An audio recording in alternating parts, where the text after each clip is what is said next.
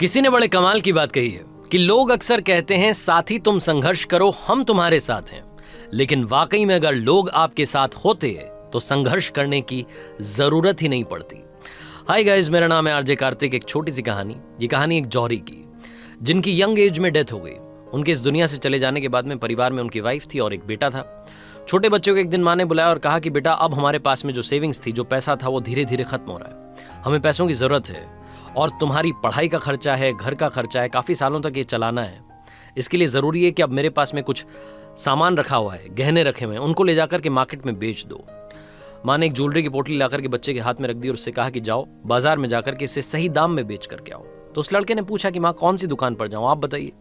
तो माँ ने कहा कि इस शहर के दूसरे किनारे पर, दूसरे छोर पर एक दुकान है, हमारे दूर के रिश्तेदार हैं, उनके पास जाओ। जाकर के उन्हें कहना कि अंकल जी, पापा जी अब इस दुनिया में नहीं है। सारी बात उन्हें समझाना और उन्हें कहना कि माँ ने गहनों की पोटली दी है, ज्वेलरी की पोटली दी है, इसको आप सही दाम में खरीद लीजिए और जो पैसा बनता है हमें दे दीजिए।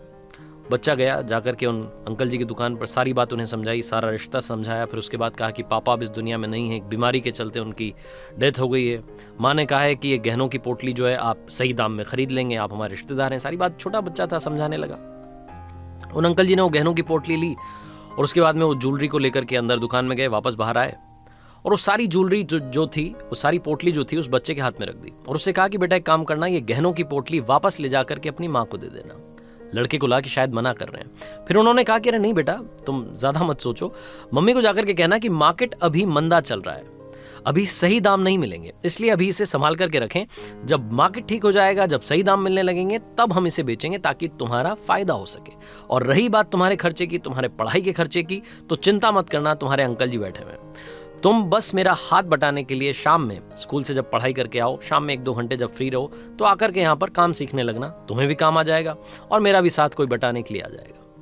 तुम्हारा खर्चा मैं उठाऊंगा, तुम्हें परेशान होने की जरूरत नहीं है। लड़का मनी मन खुश हुआ, घर गया, जाकर के माँ को बताया कि माँ तो बड़े अच्छे अंकल जी हैं, उन्होंने तो सारी ज्वेलरी वापस लौटा दी, कह रहे हैं कि इसको अभी घर पर रखो, अभी सही दाम नहीं मिल रहे हैं, जब मार्केट ठीक होगा तब इसे बेच देंगे, तब तक के लिए इसे अपने घर पर संभाल करके रखो। और उन्होंने ये भी कहा है कि मेरी पढ़ाई का खर्चा, घर का खर्चा वो देंगे, घबराने की जरूरत नहीं है, बस मुझे उनकी दुकान पर जाकर के 1-2 घंटे शाम में थोड़ा सा काम सीखना है और काम करना है। माँ ने कहा बड़ी अच्छी बात है, ऊपर वाले को धन्यवाद किया कि भाई क्या बात है, ऐसे रिश्तेदार हमारे हैं। साल बीतते चले गए, वो लड़का यही रूटीन फॉलो करता गया, स्कूल जाता, पढ़ाई करता, शाम में जाता, 1-2 घंटे जाकर के दुकान पर काम सीखता। धीरे धीरे उसे काम की समझ होने लगी। कुछ साल बीतने के बाद में उन अंकल जी ने उस लड़के से कहा कि बेटा एक काम करना, कल जब शाम में तुम दुकान पर आओ तो अपने साथ में वो गहनों की पोटली लेकर के आना। अब मार्केट थोड़ा ठीक हो गया है, अब सही दाम मिलेंगे। लड़के ने जाकर के माँ से कहा कि माँ, अब मार्केट ठीक हो गया है, अब सही वक्त है, हमें वो गहनों की पोटली बेच देनी चाहिए। माँ ने सारी ज्वेलरी ला करके फिर से अपने बच्चे के हाथ में रख दी। बच्चा वो जो ज्वेलरी की पोटली थी अपने कमरे में लेकर के गया और उसको लगा कि एक बार देख लेता हूँ क्या क्या इसमें है। समझ तो गया ही था, उसको सब गहनों की परख हो गई थी। तो उसने वो पोटली खोली और हैरान हो गया, शॉक्ड था।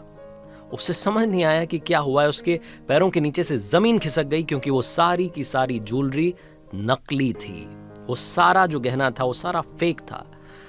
इस लड़के को अब ये समझ नहीं आ रहा था कि जिन अंकल जी ने इतने सालों से मदद की है, उनकी दुकान पर कल किस मुंह से जाऊंगा। अगली शाम में हिम्मत करके पहुंचा खाली हाथ। उन अंकल जी ने पूछा कि क्या हुआ बेटा, तुम वो गहनों की पोटली लेकर के नहीं आए? तो इस लड़के ने कहा कि अंकल जी, मैं आपको प्रणाम करता हूं और आपसे पूछना चाहता हूं, जानना चाहता हूं कि क्या रीजन था। जब मैं छोटा बच्चा था, आपकी दुकान पर आया था, तब आपने मुझे क्यों नहीं बताया? आपको तो तब भी पता होगा कि वो गहने नकली हैं, तब आपने कुछ नहीं बोला। मुझे कल ये मालूम चला और मुझे समझ नहीं आ रहा कि मैं आपको क्या कहूं, किस मुंह से आपका शुक्रिया करूं, मुझे तो कुछ समझ में नहीं आ रहा है। तो अंकल जी ने कहा कि बेटा, थोड़ी थोड़ी बात तो तुम भी समझ गए हो, मैं बस ये कहना चाह रहा हूं कि अगर मैंने तुम्हें उस दिन बता दिया होता कि ये गहने नकली हैं, तो शायद तुम और तुम्हारी माँ ये सोचते कि अंकल जी जब संकट आया तो हमसे पीछा छुड़ा रहे हैं, हमसे भाग रहे हैं, नकली बता करके हमसे कन्नी काट रहे हैं। लेकिन बेटा, आज जब तुम्हें ज्ञान हो गया है, सही परख कर सकते हो, तब तुम्हें खुद मालूम चल गया है कि वो जो ज्वेलरी है वो नकली है। छोटी सी कहानी बहुत बड़ी बात सिखाती है। अंकल जी ने इतने सालों तक उस बच्चे की मदद की, उसकी पढ़ाई का खर्चा उठाया, उसकी ज्वेलरी को नकली नहीं बताया। क्यों? क्योंकि वो चाहते थे कि वो लड़का सही से जब उसकी समझ बन जाए तो खुद देख ले कि वो असली है या नकली है। हमारे साथ क्या होता है ना, हम रिश्तों में कई बार पूरी बात को समझते नहीं है, बात हमें पता होती नहीं है। किसी ने कुछ कह दिया और हम सामने वाले से गुस्सा हो जाते हैं, नाराज हो जाते हैं, दूरी बना लेते हैं।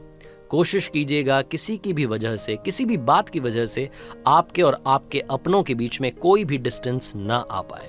दूसरी बात ये कहानी सिखाती है कि ईमानदारी से कोशिश कीजिए। अगर आपको लगता है कभी आप किसी की मदद कर सकते हैं, छोटी बड़ी जैसी भी जितनी भी, तो करके देखिएगा, बड़ा अच्छा लगेगा और रिटर्न में आपके पास में काफ़ी कुछ अच्छा आएगा।